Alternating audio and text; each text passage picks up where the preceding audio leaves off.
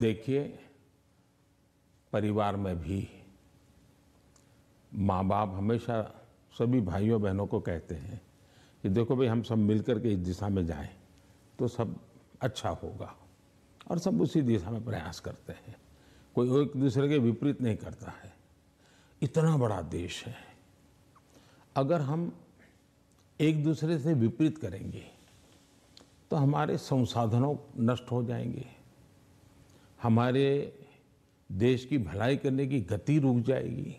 और इसलिए देश के लिए बहुत आवश्यक है कि लोगों के कल्याण के काम हम मिल बैठ के करें और ज़्यादा तेजी से करें। और उसमें भी अगर हम राजनीति करने जाएंगे, मेरा राज्य है, मैं मेरी मर्जी से करूंगा, ऐसा करेंगे तो कितना नुकसान होता है। मैं एक योजना बताता हूँ।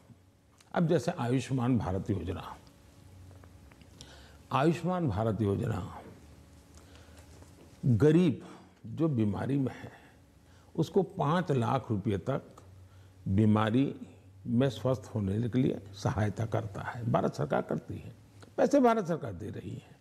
राज्यों को तो लेना है, देना कुछ नहीं है। कुछ राज्यों में अपनी अपनी योजनाएं हैं, हमें कोई इससे इतराज भी नहीं है। हम नहीं कहते कि योजना बंद करो, लेकिन इससे फायदा ये होता है कि मान लीजिए उत्तर प्रदेश का कोई नागरिक है और केरल गया हुआ है और वहां उसको कुछ हो गया, तो ये योजना ऐसी है कि केरल में भी उसको ट्रीटमेंट मिलेगी। उसको उत्तर प्रदेश में ही बीमार होगा तो लाभ होगा, ऐसा नहीं, केरल में भी लाभ। इसका मतलब कि आयुष्मान भारत योजना से जोड़ना मतलब दोनों इंजन जुड़ जाएंगे तो गरीबों को लाभ होगा नहीं होगा। लेकिन कुछ राज्य ऐसे हैं जिनको लगता है नहीं, हम आयुष्मान भारत से नहीं जोड़ेंगे। दिल्ली में क्या ऐसी सरकार है। अब दिल्ली का नागरिक हिंदुस्तान के किसी कोने में जाएगा और वहां कुछ हुआ तो उसको वो लाभ नहीं मिलेगा।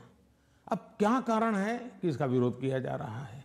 उसी प्रकार से हमने one nation one ration card क्यों किया कि भाई कोई भी मजदूर हिंदुस्तान के किसी भी कोने में जाएगा, एक ही राशन कार्ड होगा।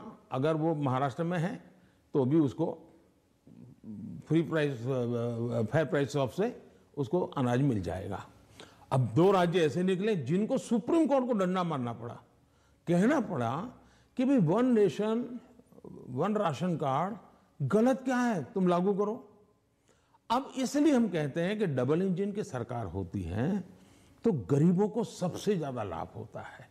अब जैसे जीएसटी कानून आया, पहले हमारे देश में हर जगह पर टैक्सेशन की सिस्टम इतनी अलग अलग थी कि विदेश के निवेशक जो होते थे उनको बहुत दिक्कत होती थी। भाई हमें एक राज्य में अगर कारखाना लगाते हैं तो हमें वहां इस प्रकार का प्रॉब्लम होता है, दूसरे में लगाते हैं तो दूसरा होता है।